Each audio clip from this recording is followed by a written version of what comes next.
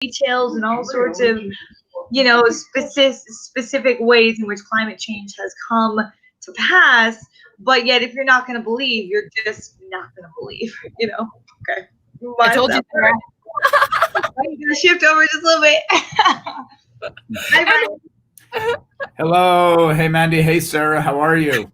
I'm so good. It's a pleasure to meet you. Yes, likewise. Right? We were just talking about something I'm so passionate about. So I went live right in the middle. And then I said, right before I said, well, she was like, I need to adjust. So I'm in the middle of the screen. I said, well, when Ryan comes on, we'll all have to adjust anyway. Yeah. I'm constantly going like this. Right. I love it. Okay. So is that a flag behind you with your? It is my flag. It's my state flag of the state of Alaska. Mm-hmm. Like if I can do that. Wait, no, this way. Here. Right? Wait. Oh, hey. Check out that view. Oh, there it is. That gives me, yeah. Okay, where in Alaska are you? I am in Wasilla, Alaska. Okay. I've been through there once. 45 miles north of Anchorage. And in the Matanuska-Susitna Valley, our bureau is 26,000 square miles wide, so it's the size of West Virginia in landmass. So you gotta realize Alaska is a state that's 2.5 times the size of Texas in landmass. We're massive, but we have 730,000 people. So you got a little amount of people and a lot of room. Right. So yeah, and a lot of mountains and a lot of lakes and a lot of wilderness and a lot of moose and a lot of bear. Yeah, there is. And a lot of snow. And a lot of snow. That's right. And a lot of snow. Oh, and my mom said a lot of volcanoes. Yeah, for sure. Yeah. But I like how you left those out. Snow and volcanoes. Alaska is definitely one of my favorite places to visit. So yeah. Been there a few times. I'll be up there in about 3 weeks, actually. Nice. What brings you? Fishing this time. Good. Yeah. Of course. Season. So, yeah, I'm actually heading down to Kodiak Island to go fish for a week. Good. I've been to Kodiak. So. I love it. Yeah. It's it's a big state. And so we've got some islands, and then and what's so interesting about this state is, from the lower part of the state, you can have just rain all the time, very little snow, and then you get morning, Tana, and then you get to the interior of the state. What's great about the interior of the state, Fairbanks, is that you can have in the winter -70, but you could have 110 degrees in the summer. So the temperature fluctuation is just crazy. And so that's why it's vitally important for Alaska's hemp industry that we learn to grow indoors, so we can grow year round and do it economically and effectively and efficiently, so we can have a year round harvest. Sure. That's something we haven't talked about. Well, I shouldn't say we haven't. We have probably not on air, but the difference in representation that different areas of our country or globally need for hemp, because the need to be able to grow on indoor is vital for its success in Alaska, where it's not at all necessarily for the Midwest. I mean, they'll thrive. Or California, or yeah. Well, and it depends too. I mean, when you're talking about indoor grow, I mean, certainly you guys have a major light factor where we don't have that as much down here, but still, I mean, depending on what you are growing, you're going to have to adjust your lighting even down here, but definitely up there. And I can only imagine, I mean, I know what's involved with some greenhouses and some high alpine valleys and the big commercial furnaces that they need to keep those greenhouses warm in the winter. I can't imagine what it would look like up there. Right. And so we have, Alaska's primary economic drivers are oil and tourism, right? So thank you, COVID-19, for destroying our economy. And so we also understand that hemp can be energy, right? Hemp can be electricity. Hemp can be fuel for heating and whatnot. So the creation and the capability of these circular systems where we could grow our own heat instead of having to harvest it from the ground could be a potential. We just have to build that system, right? That system doesn't exist yet. So having to innovate that system, the human species and the hemp industry, it's the next big technological release, right? And so we're walking into a new age where we can look at plants and go, wow, like we don't need synthetic things anymore. We can use plants. We can use what God gave us on this earth for all that we need. And we just don't have to develop these artificial ingredients any longer to help us run our world. We can do it with plants. And so it requires just a lot of adaptability, right? And a lot of innovation. But I have full faith in humanity to be able to innovate what we need to get us through to the next stage.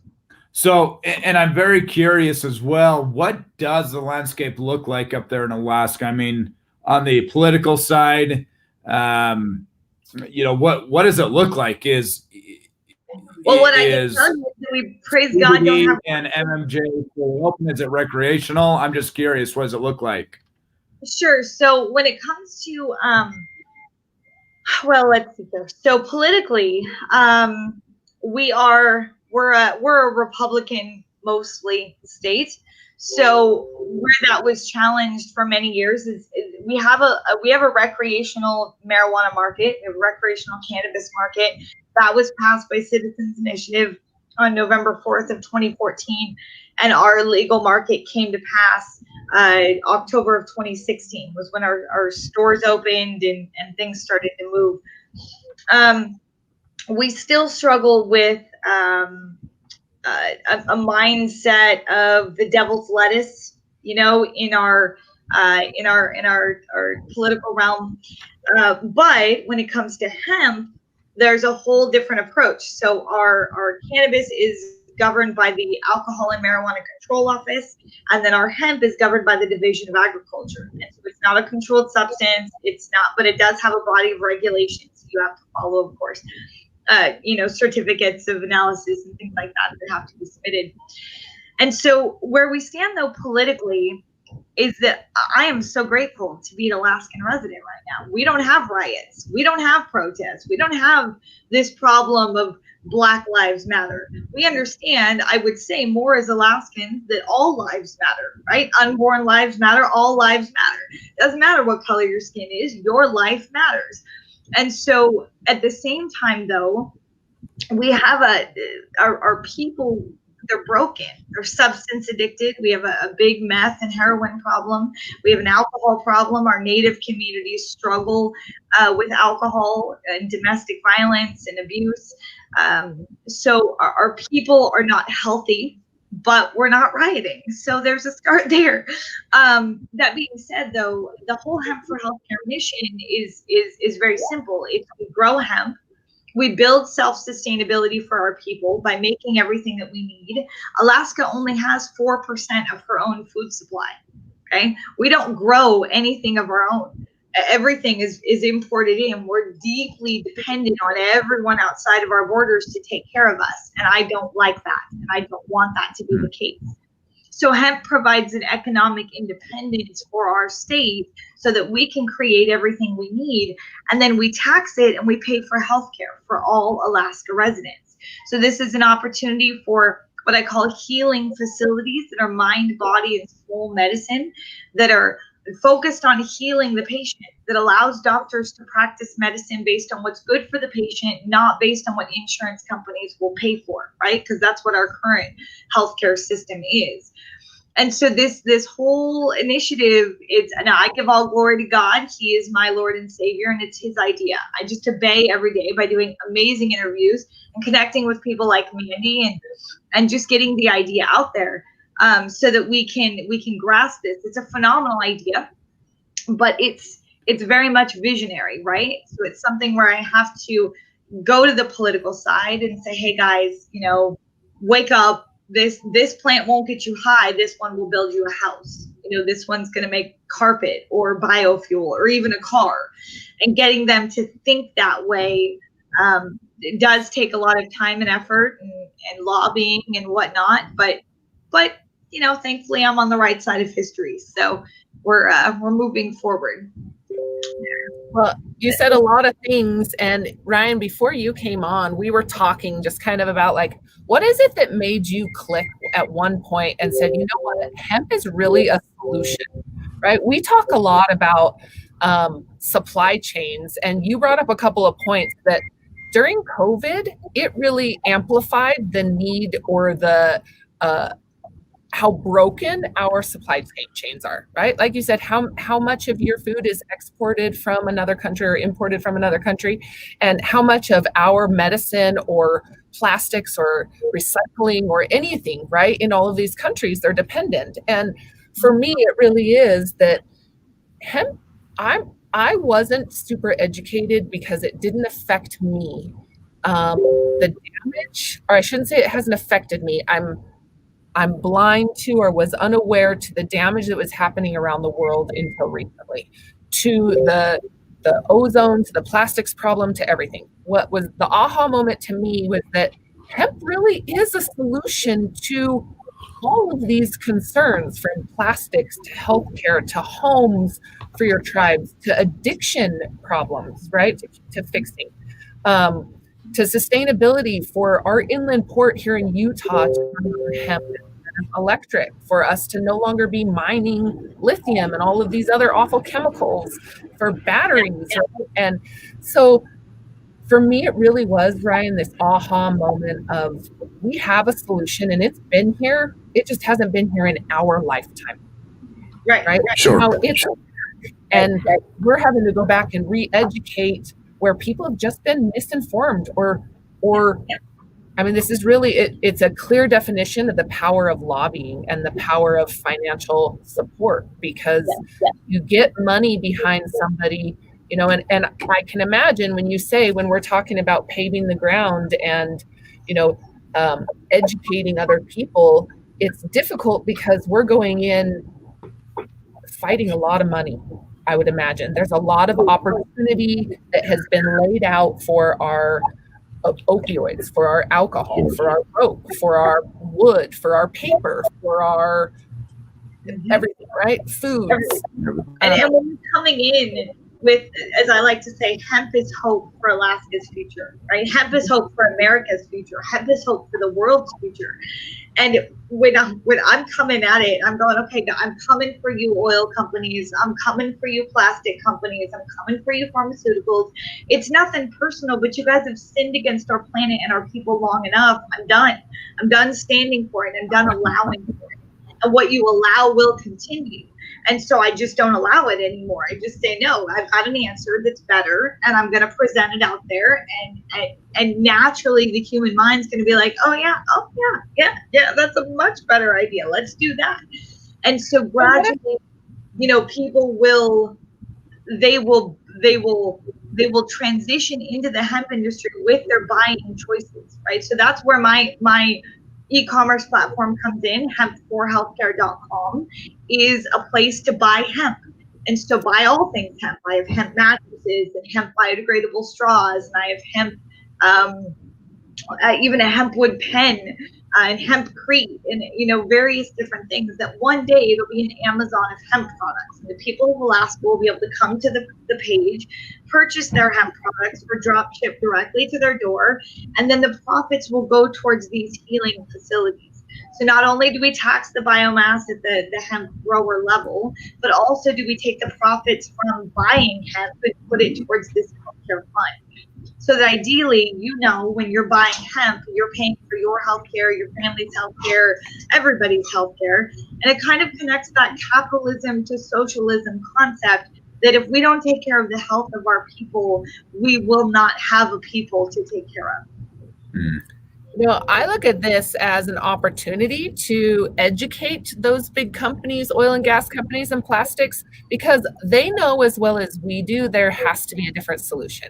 They know they have to come up with a solution for a problem that they're creating or that they unknowingly created, right? It's not that I want to take their jobs away. I want to retool them.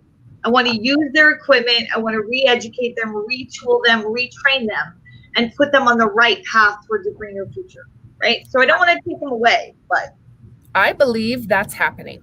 I believe those companies are doing that. And I say to people all the time, when I start talking about hemp and manufacturing of industrial hemp for biofuels and plastics and things that you don't see yet, but you hear about, it's always a conversation of, if you're not thinking about it, you're behind.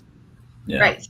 If you're not doing it, you're behind, right? The opportunity is everywhere, and the information is undoubtedly true, I guess. You know what I mean? There's definitely some concern, and I get asked a lot, well, how come it's not happening? It's, for me, always a egg before the chicken or chicken before the egg. But Ryan, the case here was when I started, so our hemp industry is only 90 days old. Okay, so it's 120 days old now as of today. And and so we're just beginning, right? And because we started in April, we really didn't get a good start for planting this season. And so, you mentioned, Ryan, that Alaska we have the land of the midnight sun. So we have some parts of our state have 24 hours of sunlight for, months at a time. And so we realized, though, that if we don't do something about it now, if we don't take action on it now, everyone's going to surpass us. And Alaska's already last metrically in education and healthcare and all of these other things. And there's a prophetic word spoken over Alaska that the last shall be first. And if we do this right, if we build this right, not if, but when we build this right, we will be first, and we'll be leading not only the nation, but in the world, and how you can have a self-sustainable, self-contained economy and we can bring abundance to all people in all places with this hemp plant. And so with the people of, the oil companies and all of this that seek to, well, let's say they serve a spirit of money, and they have for a long time.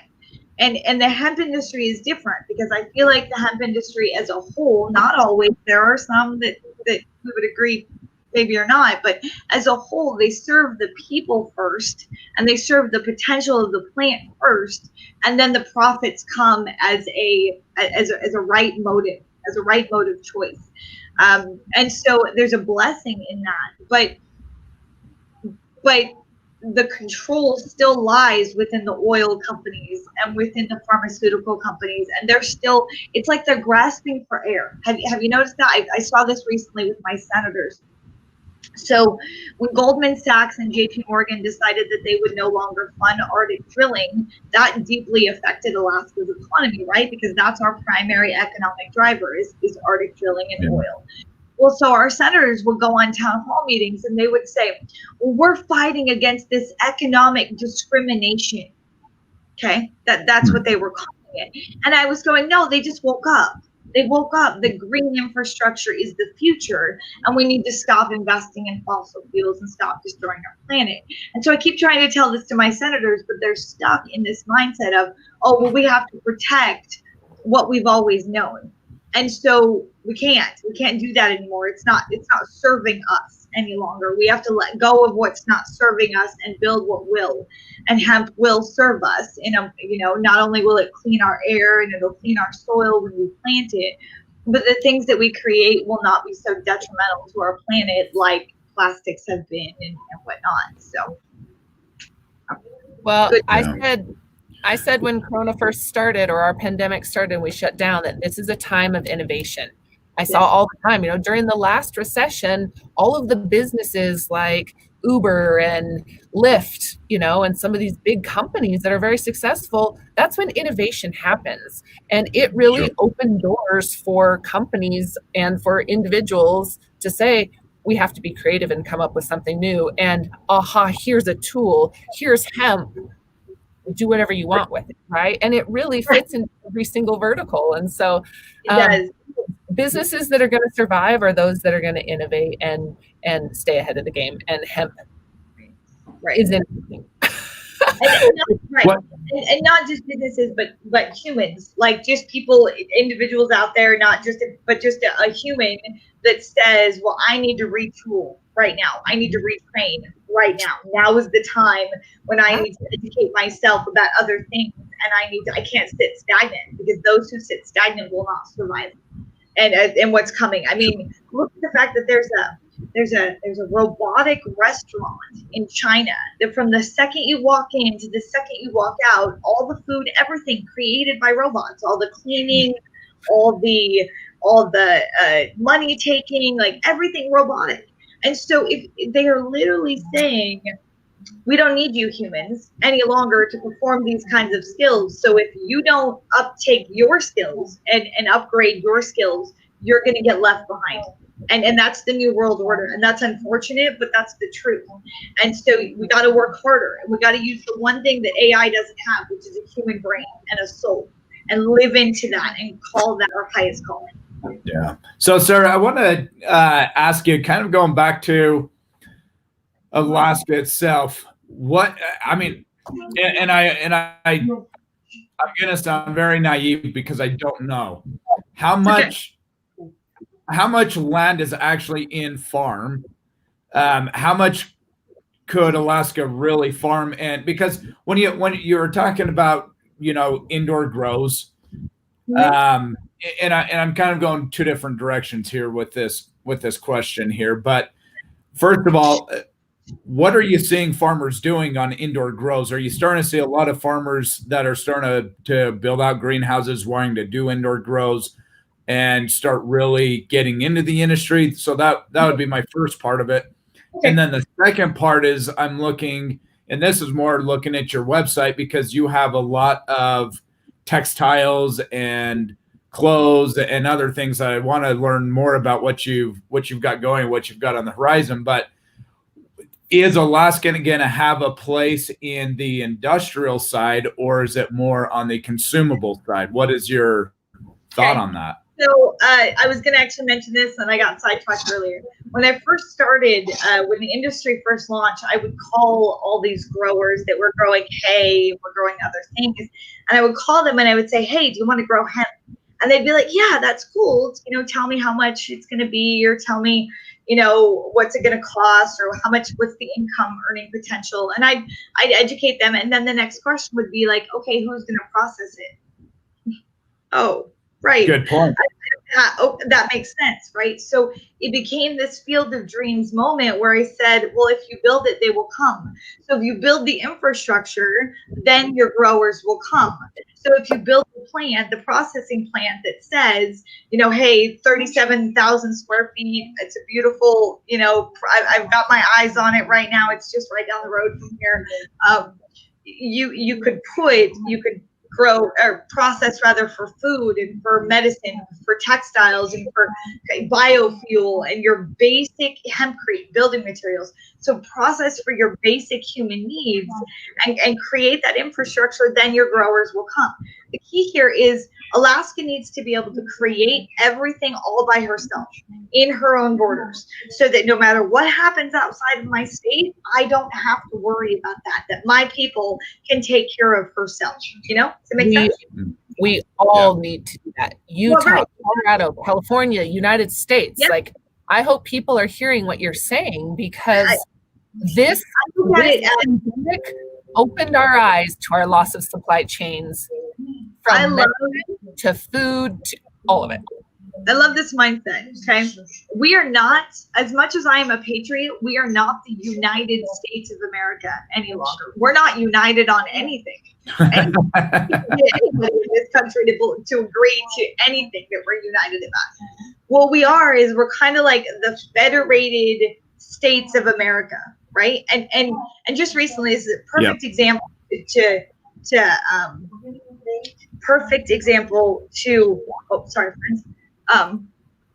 Oh my gosh. Okay, hold on. I've got something going on. Okay. So, a perfect example of this is recently the Minnesota governor went to Donald Trump and said, hey, will you please give me $500 million to pay for all these riots?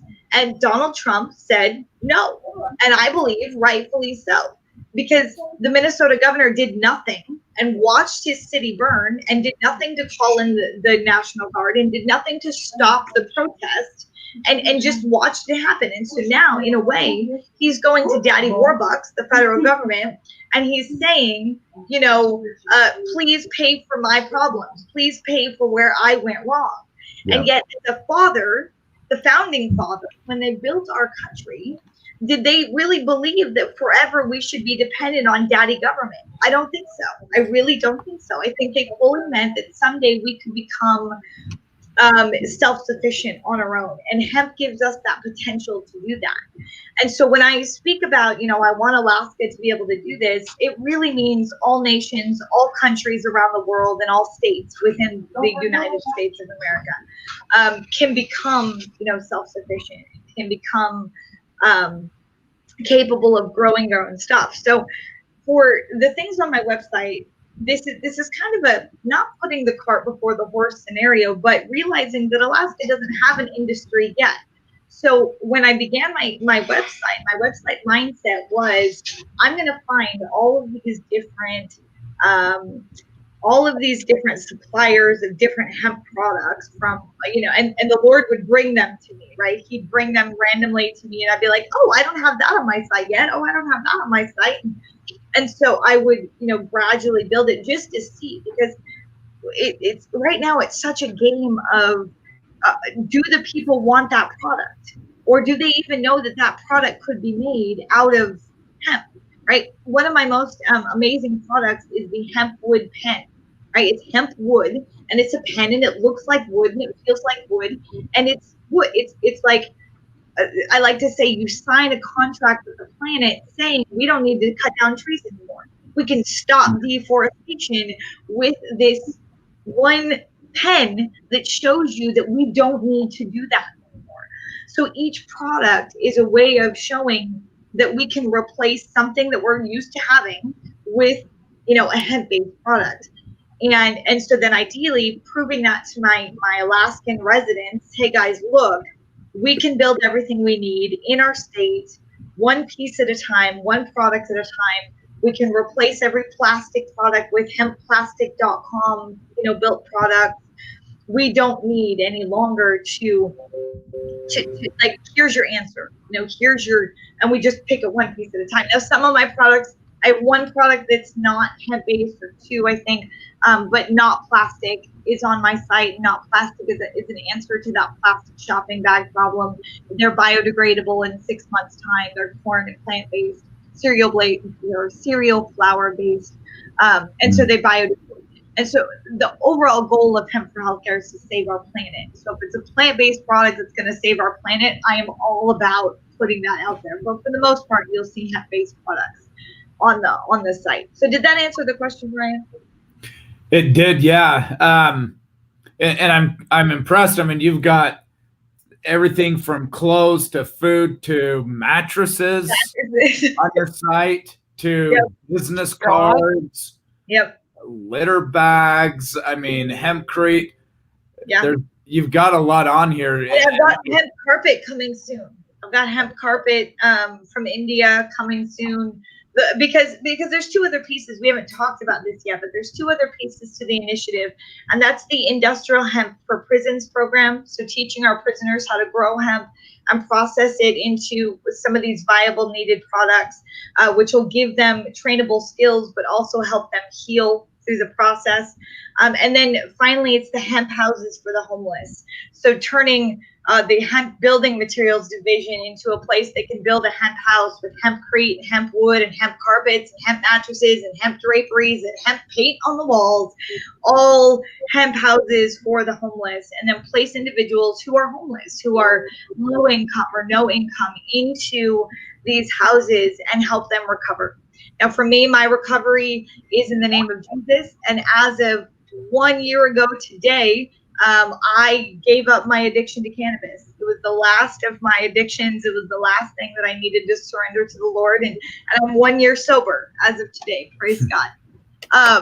Thank you. And yet through my understanding of cannabis as medicine and not needing pharmaceuticals, the doctors would toss me down the road when I would come to them and say, hey, look, I need fixing of what's going on inside my body. And because I was using cannabis, they would just not talk to me. And just, but if I were to take their pharmaceuticals, then they would, go ahead and try to treat me in some way. And so it was a really rough 2.5 years of my life. And yet God doesn't waste a hurt. And so he gave me this idea that this is what we need. We need a revolutionized healthcare system. If we don't have that, we can't heal our people, thus healing our earth. Just not going to happen. So it's been amazing to see, and I'm always on the hunt. If you sell a unique hemp product, please contact me, hempforhealthcare@gmail.com, or just come to Hemp for Healthcare and reach me there. But I'm always looking to put just new and unique hemp products to see how they sell, to see how people are, interested in trying them and replacing everything. One product at a time. That's all. That's how we're going to do it, is one product at a time. And so Sarah, I've got a question for you. How long until you build your own hemp-based home so you can showcase it for everybody to see? As soon as the Lord brings me the money to do that. Amen. All right. Next, I want to take a quick commercial break. Okay. Sort of. I want to know about this picture that I've been staring at for 30 minutes now. Which one? Want to know about this. This? Okay. Yeah. So, September of 2018, I was so broken. I was prostituting. I was deeply addicted to cannabis. I needed it every day of my life, all day long. I had just begun my relationship with the Lord about 3 months in of following Jesus and going to church and starting to get that connection. And I was dating a woman at the time. And yet it was a horribly dysfunctional relationship. It was just awful. And I had gone over to her house and we had gotten high and we were laying in the doorway looking out at the clouds. And we saw I thought maybe I was just hallucinating, but she too saw the same exact image, which was this in the clouds. Okay. It was this kind of basic, like this here. And then it had a cityscape. It had the heart. It had the banner. And then for me, what I saw that she did not see was I saw an angel, like angel wings with the trumpet up in this right-hand corner. And so, I looked at her. I was like, "Are you seeing this? Like, because come on, like it's hallucinatory, like really?" And she's like, "No, like I see that. And she described it to me, and it burned itself in my image, like burned itself in my head. And I was like, okay, all right. So I drew it out on just like this little piece of paper, and then a couple weeks later, had the Hemp for Healthcare idea, and during a meditation. And then just I signed October 18th, 2018 was when I made this. And so it's kind of just the picture that I saw in the clouds, colored it all up, Hemp for Healthcare for all Alaskans. This was my life before, this darkness, this dreariness, just, emptiness. And then I came to know the Illuminati. I am an Illuminati member. I came to know them, and then I came to know Jesus. And my life became a heck of a lot more colorful and a lot more rainbow and a lot more beautiful. And so yet at the end, I found it very kind of prophetic that, at the end, it's just a coffin. So you don't get to take anything with you. You don't take any wealth that you amass. You don't take any friendships. You take your character. The content of your character is what matters. And so that really is what I live my life by. And this is the world I want to create. This is love. We're missing love from this planet. We listen to hate, and we listen to demons that tell us lies about who we are and what we can accomplish and all of that stuff. And then we agree with those demons by not living to our highest potential. And so as I've come to know the Lord, and as I've come to be saved, I live my highest potential, and this is my calling on my life. I wake up every day and I'm like, okay, God, what do we do today? Who do I impact? Who do I call? How do I move this mission forward? And so as I've walked in faith in that, hey, yeah, you guys came to me, so you're a divine appointment in my life. I'm grateful for you.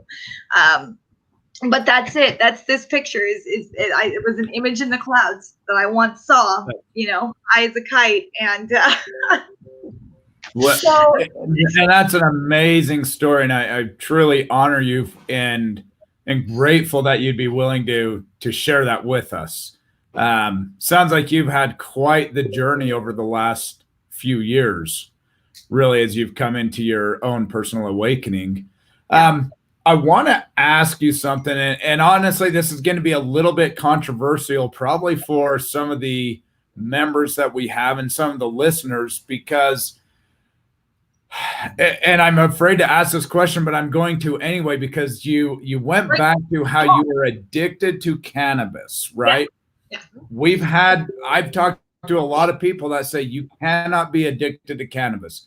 Cannabis does not have these same addictions like some other drugs, like meth and cocaine and LSD and all these other drugs. But I want to argue that point a little bit, because I truly believe there is a balance in all things, and I do believe that even with cannabis, you can get addicted to it, and it can be unhealthy to a degree. I would love for you to just share a little bit about what you learned and what you experienced in that. And I know this I might get a lot of really negative comments I do too, quick here, but I want to discuss this.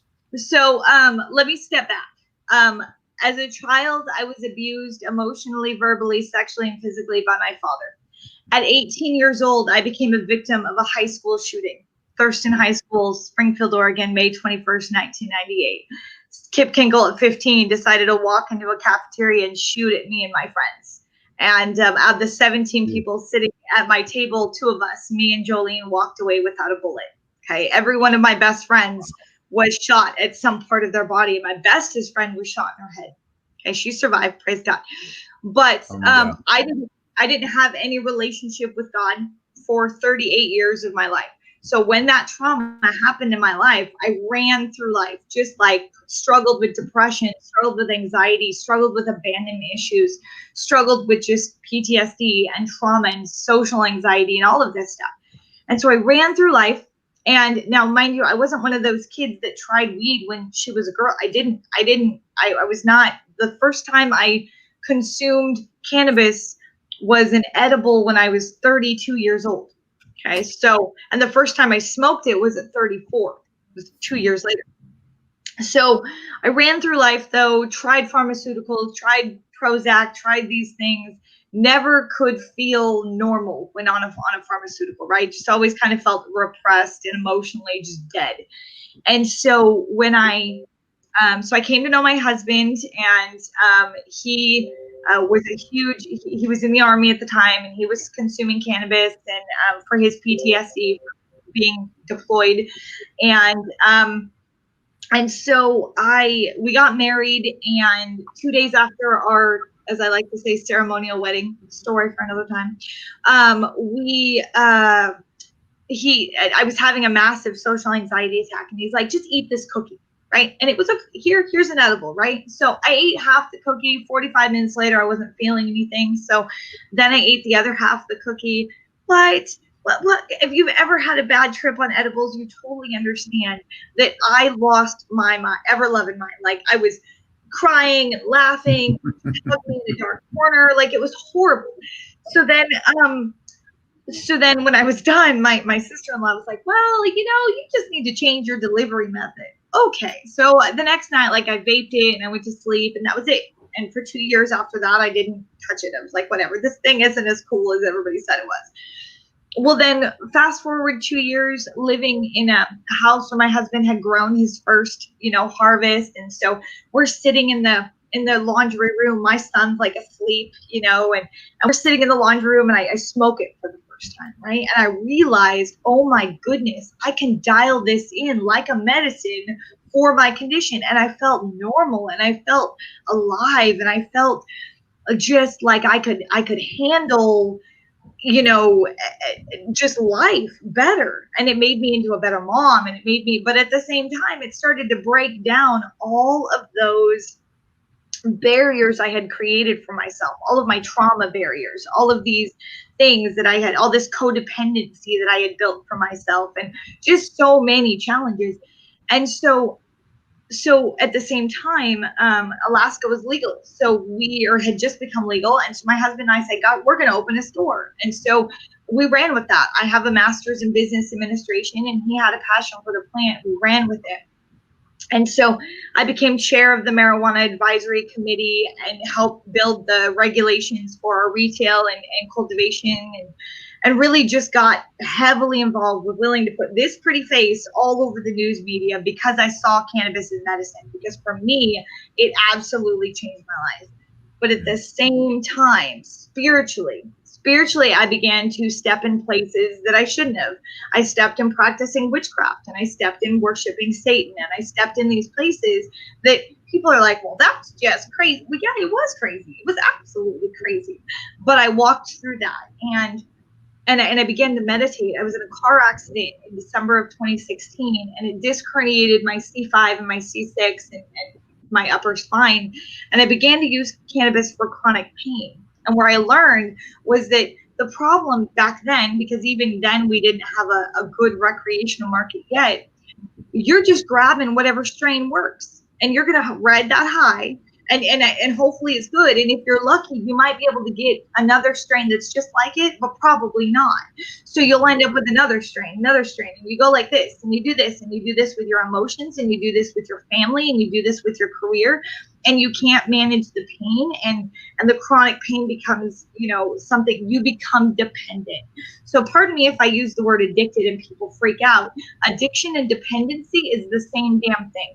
You become dependent upon the need for the plant instead of a need for something outside of that. So I was super, super dependent. And what happened was that cannabis started to build something in me called we started calling it a yogatation. Okay, I would meditate and I would consume cannabis, and my body would start to realign. So my spine would start popping. I would start tasting this fluid, didn't know what it was. I would start doing these, yoga. It was like a mind-body split. I started recording it, putting it on YouTube, because I was begging for please watch me consume cannabis. You don't even understand what's going on. I just need help. And please. And I would go to these doctors, and they would just be like, well, we can't do that. That's not legal. We can't touch that. And they would toss me down the road like my pain and my suffering didn't matter. And so I very much became dependent on recognizing that the cannabis in every way manifested my schizophrenia in every way. I will absolutely attest to that as I began to meditate and I began to see the difference between demon thoughts and angel thoughts, if it wasn't for that plant, I would have killed myself years ago, because that plant is what put me back into an angel space where when the suicidal ideations came to pass, I was able to get high and remind myself that I'm good and I'm loved and I'm capable. But yet the demon thoughts would come in and would tell me that, no, you're a piece of, crap, like no one loves you, whatever. And so I knew cannabis is medicine. And to this day, even though I'm sober and even though my pastor, is all about, hating cannabis, I know it is medicine. But what I don't understand yet, and no one does, is how we can get it into a dosable quantity that really is treating it like the medicine that it is, that provides people with the same kind of consistent release of cannabis as the supplement to our endocannabinoid system, which it is, right? But yeah, we don't have that consistency. People get out there and they go, well, I'm going to get the highest THC. Well, you're opening demonic doors is what you're doing with that. You're opening problems for yourself if all you're doing is chasing the next high. So when I came to know Jesus in a parking lot across from the Denina Center in Anchorage, and my pastor said to me, look, there's no high like the Most High. The more I chased after the presence of God, and my church is amazing. We're on fire for the Lord, and you can feel him every time you attend the service. When I started to chase after the Lord, it took me a year, though, of chasing after God before I gave him my dependency on cannabis, before I believed that God could heal me of the things that I was consuming cannabis for. And the first 2 days, yeah, they sucked. They sucked a lot. Like, I was walking around in like a haze and was like, no, I can't do this. But every day after, as long as I'm in the Word, as long as I'm reading, as long as I'm praying and worshiping, I have no desire. I have no desire to, because I know what it did to my body. And I also know that it destroyed my marriage. It destroyed my relationships. It destroyed so much because I chased after that high. I chased after, I spent so much time in my head. At the same time, it allowed me to meditate and pull out all of that trauma that I'd gone through and walk through it in a way that I don't know that I could have done without the drug, without the cannabis helping me to go deep in my soul. So that's the really kind of abbreviated version of what was a really long journey of my life. But I just have a unique perspective about cannabis as medicine, and yet anything can be abused. I mean, we can abuse caffeine or sugar or anything. So if that thing, whether it be sex or whatever, if that thing is taking the place of a relationship between you and your creator, I'm not religious. Screw religion. It's about a relationship between you and your creator. If that thing is taking the place of that, then you have a problem. You're dependent upon that. You're addicted to whatever that thing is. Yeah. And to be truly set free is to say, God, look, heal me, and have faith and belief. Not this whole thing is a walk of faith, right? It's a whole belief system that if we just keep leaning in and we keep walking with hemp, that we're going to see a transformation of the planet. So it's not very often we get somebody, or that I'll put it out there, ever have I met somebody that's as passionate about what you are, or as knowledgeable and is sober from your dependency of cannabis. Like, you called it everything that everybody else that's fighting for it fight against, right? Like Ryan said, like calling it an addiction. There's this argument, well, we should legalize it because it's not addictive. Everything's addictive. Just like you said, sugar's relationships. My worst. Yes. Relationships, codependent. There's so much. And so I'm pretty impressed. I'm also going to put this out there. This is not the first time I've heard this story, and not from you. This is what's pretty powerful to me. Is I hear these, and the more I meet people that are passionate about this industry, and maybe this is where I think I'm a little bit crazy, but I've heard this story from other people that are very passionate and that have the same desire, whether it's from Christ or whoever they receive the message. This is not a new message that's being shared on a lot of levels. Also on the chasing the high. It becomes a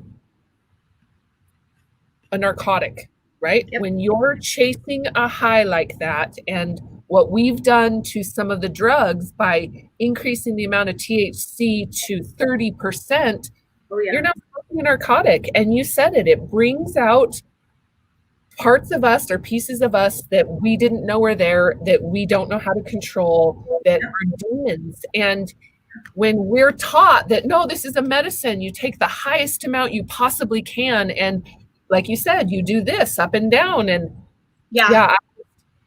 your story is very empowering, and obviously you cry. On the opposite side, like, I'm not going to I believe in the decriminalization of all drugs around the world. Like, do not criminalize a person because they are trying to escape their pain. Right? That's ridiculous. What you need to do is take a more compassionate approach and go, well, why? Why are they trying to escape their pain? And how can I help them heal from their pain so that they don't want the drug anyway? I'm not going to tell people, well, you have to criminalize, because I don't believe, okay, that's perfect controversial example, abortion, right? Oh, that went fast. Okay. Perfect controversial example. You cannot control the desires of the flesh with legalism. You can only control the desires of the flesh with spirituality and a connection with God. So your desires of the flesh, of like this abortion question, is this life? Is this not life? Does a woman have a right to kill a baby? Like whatever. It's a question of your flesh. It's a question of, do you value human life, someone else's life, above your own? And so the question of criminalization of drugs becomes a group of individuals that are trying to control the human species. Let the human species control themselves. Empower them to decide how they want to approach this situation. Don't tell them how they should or should not act. Now, at the same time, lawlessness is against godliness. So I get that. Like we can't live in a world of no laws whatsoever. But when it comes to laws about the flesh, laws about that kind of stuff, you can't control that with legalism and throwing someone in jail. What you need to do is give them a spiritual component to that. And that's why every socialized medicine program around the world has failed. It's because they pay attention to the body, then they kind of look at the mind, but they pay no attention to the spirit. And they don't realize that what starts in the spirit manifests to the mind and comes out the body in the way that we act and the way that we live. And so we've got to change our healthcare focus on spirit first, then mind, then body. And if you can control the mind, you can control your future, right? You can control your intentions. You can control, how you approach a day or how much joy you want to have if you can control your mind. But that's got to come from, within the spirit. And so, yeah, I appreciate that you say these things, glory be to God. Like if he hadn't taught me these lessons, I've paid for them dearly, dearly. Yeah. But I'm grateful to share them because we need to get healed as a society. We can't keep doing this. We can't kill each other because somebody believes in a different God than we do. We can't kill each other, or because we're a different race or a different color of skin. It's a skin pigmentation thing, right? Like we can't do that to each other. We've got to love each other. And that's the root basis of what I stand for, is loving each other, no matter where we came from, and having a lot more compassion, because your guys, you have a history that I don't know anything about, and I can't judge you based on your history because I was not there, right? I was not there in your traumas and your challenges and your issues. So I just choose not to judge. Like, it's not my place to judge. There's only one judge, and he'll take care of that at the end times. So I'm not, I don't come from that place, and I like to keep an open mind to, everyone and the challenges that they walk through. Every morning at 7 a.m. Alaska Standard Time, we do a coffee encouragement call, and I do a Zoom call with people from all over the world. If you follow me on Twitter, Phoenix Rises AK, the link is up there. And just every day we just talk about whatever comes to mind. We're just here to change the world. And what's so awesome is that you could be in the United Kingdom or in India or Africa or Bangladesh, and we've all got the same problems. We've all got the same challenges that we're all walking through. And when you realize that we are one species times 8 billion different varieties of us, but we're just still one species and we all bleed red, then there's an awakening that comes that we're just all human. And we have people that are trying to take us out. We have demons that are trying to control the human species and lead human consciousness in the way that they want. And I fight against that every day. Well, you have opened my heart and my eyes to a lot today. Yeah. I share a lot of the same passions, and I know Ryan does too, about the industry, and I know a lot of our listeners do. I hold hemp almost on a pedestal, right? And this is something that I think everybody needs to actively be educating themselves and pursuing for career. Literally every single job can integrate hemp and sustainability and economic development and correction of our supply chains and our healthcare systems. And it's readily available. People are doing it all over, right? There's different phases and stages all over the world. But like you said, you're 120 days in, where we're a couple years in. We're brand new. We're like Cannabis. It's pretty dang exciting. Well, I would love to walk alongside you and support you and help however we can. I'm excited to watch your progress, make any intros. If anybody needs help or would like to get in touch with Sara or learn more, don't hesitate to reach out to either Ryan or I, and Sara as well. Ryan, do you have anything else before we jump off? And yeah, no, I just really appreciate you coming on today and just sharing us this journey that you've gone through over the last decade. Really, it's actually very inspiring, and just really appreciate you as a person and everything you're doing. So thank you. I was looking at that pen. I really want one of those hemp pens, to be honest. It's a really good looking pen. They come out of Ohio, and they're super quality. They're handmade, and I found the guy on Instagram, and I was like, hey, I want your pen. And so he sent me the pen, and I've been using it, and it's just a great conversation piece too, because you can touch it, you can hand it to someone, and you can say, look, we don't need to cut down trees anymore. Come on, come with me. Sara, something I want to pursue conversation on is PPE out of hemp for your tribes and your natives, as well as housing. I'd love to further conversation and see how we can help and assist in that, especially as manufacturing facilities are being put in and we're finding different resources. I'd love to connect. So let's set up another call, and equally as much for you and anybody else that's listening. If you want to join our next meeting on the 18th, I'll add the link here in just a second for the association meeting, just to kind of figure out where our initiatives are and give feedback about what you need in your business and how we can support you globally. Starting Utah, then nationally and globally. So definitely, you're welcome to join us. I'd love to have you involved, Sara, as much as possible. For sure. Absolutely. Thank you. Thank you everybody for listening today. We hope you enjoyed Sara. And I know, Sara, you've had a lot of really good comments in the threads. I don't know if you've been reading them, but a lot of love being your way. Thank you, everyone. I'm glad. I'm really grateful. Thank you so much, Tim and Steve and Sarah. You guys are awesome. Thank you so much. So we'll see you next time. God bless. Yes. Thank you. See you later. Thanks, everybody. We will see you tomorrow. Tomorrow with Scott from Met. Yes. Perfect. Okay. See you later.